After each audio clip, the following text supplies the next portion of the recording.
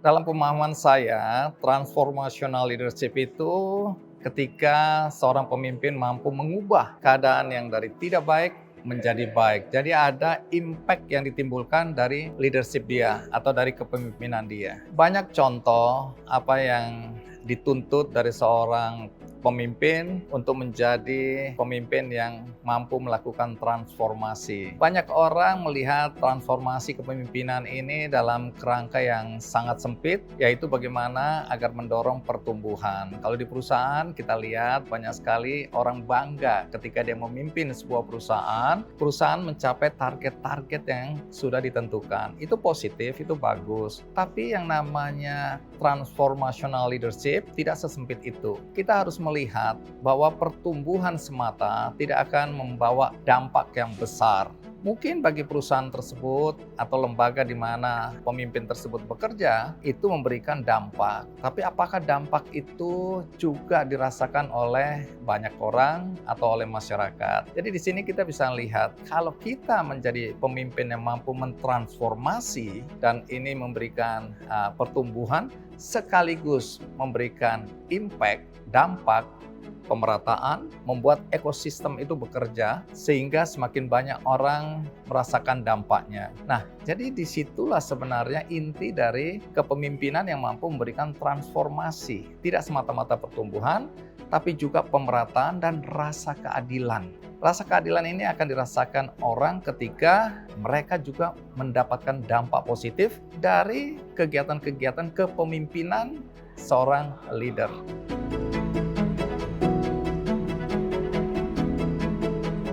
Tentu saja setiap institusi, lembaga, perusahaan membutuhkan seseorang, sosok yang mampu melakukan transformasi sebagaimana yang kita pahami dalam konteks transformasi atau transformational leadership. Jadi itu sudah satu keharusan. Karena apa? Kita lihat contoh-contoh yang akan saya berikan. Kalau kita bekerja di birokrasi, mungkin sebagai seorang pemimpin kita akan lebih mudah melakukan perubahan sepanjang memang ada keinginan dan ada kemampuan. Nah, di sini dituntut kreativitas. Saya ambil contoh kasus di Banyuwangi. Banyuwangi ini adalah contoh yang lumayan ekstrim, yang signifikan. Bupati ini mampu mengubah stigma negatif tentang Banyuwangi sebagai tempat dukun-dukun santet, kemudian tempat buang air atau kencing dari turis-turis yang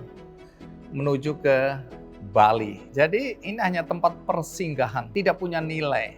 Tetapi hari ini kita bisa melihat ada transformasi yang luar biasa dari sebuah tempat yang punya stigma negatif menjadi tempat wisata yang menarik dan menjadi tujuan utama bagi banyak orang. Kita lihat pertumbuhan ekonomi di sana juga bergerak, masyarakat mendapat penghasilan tambahan dari industri pariwisata di sana. Kemudian di sana juga lahir pembatik-pembatik yang mendapatkan manfaat dari tumbuh kembangnya Banyuwangi sebagai daerah tujuan wisata. Industri musik, industri film juga tumbuh di sana. Kesenian, tari gandrung, ya gandrung sewu di sana tumbuh dan berkembang dan seterusnya dan seterusnya. Di sini kita bisa melihat bahwa seorang birokrat juga punya peluang untuk bisa memberdayakan masyarakatnya melalui sebuah transformasi. Inilah pemimpin-pemimpin yang kita nilai mampu menjalankan apa yang kita maksud dengan transformational leadership. Transformational leadership juga bisa kita temukan dalam sosok anak muda yang sebenarnya tidak punya kekuatan untuk mengubah daerahnya menjadi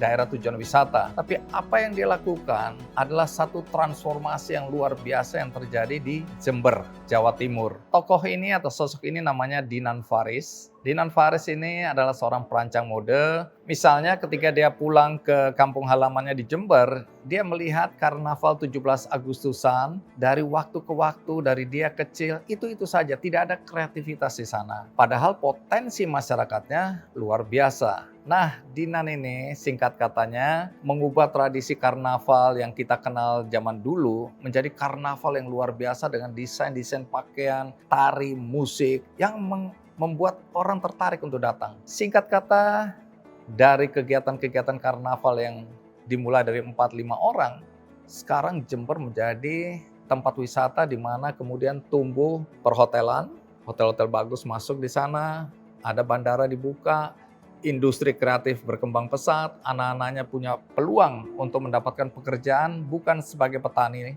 bukan sebagai peternak, atau anak-anak yang putus sekolah sekarang mampu berkarya dengan membuat desain-desain fashion atau desain-desain produk-produk fashion. Nah, di sini kita melihat bahwa transformational leadership itu juga bisa ada di anak muda yang membangun komunitas dan mengubah daerahnya dari daerah miskin menjadi daerah yang punya potensi ekonomi luar biasa. Walaupun kita tahu salah satu syarat bagi seorang transformational leadership ini juga adalah durasi untuk bertahan. Dinan Faris ini harus mengalami jatuh bangun karena masyarakat waktu itu menolak karnaval model Dinan yang kita kenal sebagai Jember Fashion Carnival ini menjadi salah satu ajang yang ditunggu-tunggu oleh masyarakat. Walaupun kita tahu setelah kepergian Dinan, dia meninggal dalam usia muda, roh dari karnaval itu juga hilang bersama Dinan. Jadi ini menjadi tantangan untuk lahirnya transformational leadership berikutnya. Model transformational leadership lainnya dalam skala yang mungkin lebih kecil,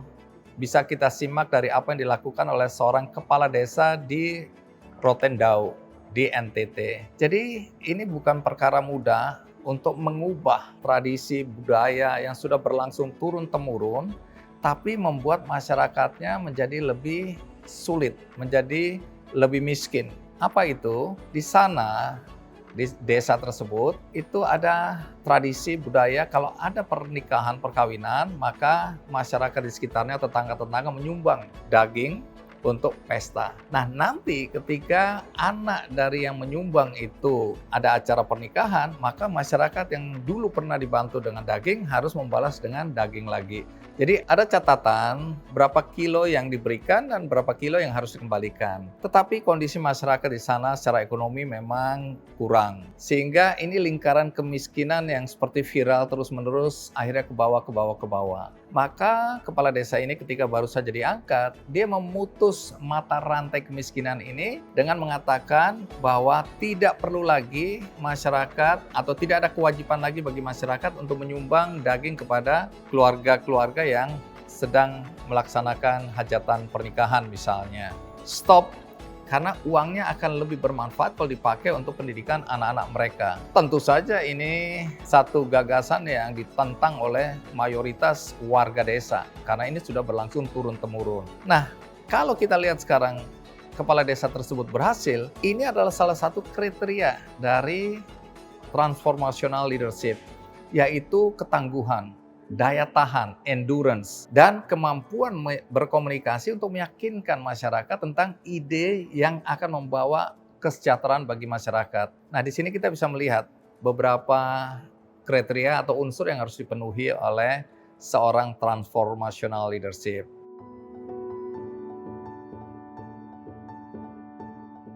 Transformational leadership itu bukan semata pandai, tapi dia juga harus mampu melihat dan memprediksi situasi dan kondisi di luar lingkungan dia bekerja. Kalau dia bekerja di desa, dia tidak boleh terpaku pada apa yang ada di desa dia. Dia harus membuka wawasannya, melihat situasi dan kondisi, apa yang dibutuhkan, apa yang berubah. Jadi dia mengikuti perubahan. Tidak boleh kemudian dia merasa nyaman di comfort zone di mana dia memimpin atau dia sudah berhasil. Jadi di sini peningkatan wawasan, kemudian melihat peluang, itu adalah salah satu kriteria yang utama yang harus dimiliki. Saya misalnya mengenal seorang petani muda, petani milenial, yang kemudian awalnya dia diragukan oleh masyarakat petani di sekitarnya, karena dia bukan petani yang sejak lahir sudah bertani. Dia lulusan IPB, dia datang ke satu tempat, dia mengubah cara bertani masyarakat dan produk-produk pertaniannya. Karena dia bisa melihat bahwa kebutuhan produk-produk pertanian di luar negeri itu selalu mengikuti gerakan pasar. Nah, dengan demikian dia tahu apa yang menjadi kebutuhan pasar, ekspor, dan dia menggerakkan masyarakat petani untuk menanam produk-produk yang dibutuhkan oleh pasar. Ini salah satu syarat untuk bisa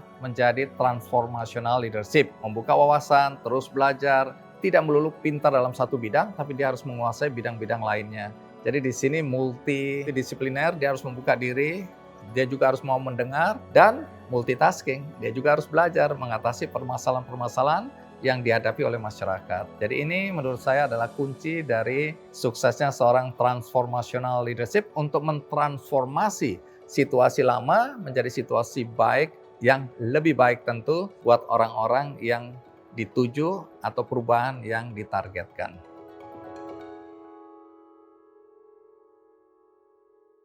Jadi transformational leadership itu tidak melulu pemimpinnya harus pintar. Kalau Anda ingin disebut atau ingin mengikuti jejak transformational leadership, tentu bukan perkara mudah. Selalu ada daya tahan yang di atas rata-rata. Ada resiko tidak populer, resiko dimusuhi. Karena transformational leadership itu biasanya visinya jauh melampaui zamannya, sehingga tidak populer pada saatnya. Tapi setelah ada manfaat yang dirasakan oleh masyarakat, baru hasil kerjanya diakui. Jadi ini harus punya daya tahan yang cukup untuk mempertahankan prinsip, mempertahankan keyakinannya, mempertahankan mimpi dan visinya sehingga terwujud. Nah, resiko tidak populer, resiko buang-buang waktu, tanda kutip, resiko buang-buang uang, tanda kutip, resiko harus bekerja lebih keras, itu harus dilalui oleh seorang transformational leadership. Kalau tidak, dia tidak akan mampu melakukan transformasi apa-apa dalam kepemimpinan dia. Jadi memang ini adalah sosok yang harus unggul di atas rata-rata dan yang bekerja dengan hati. Kalau kita tidak bekerja dengan hati, kita tidak akan sampai pada tujuan. Idealnya tentu dampak atau efek yang ditimbulkan oleh seorang transformational leadership adalah dalam jumlah yang makro, dalam jumlah yang masif ya. Tapi menurut saya dalam kapasitas siapapun juga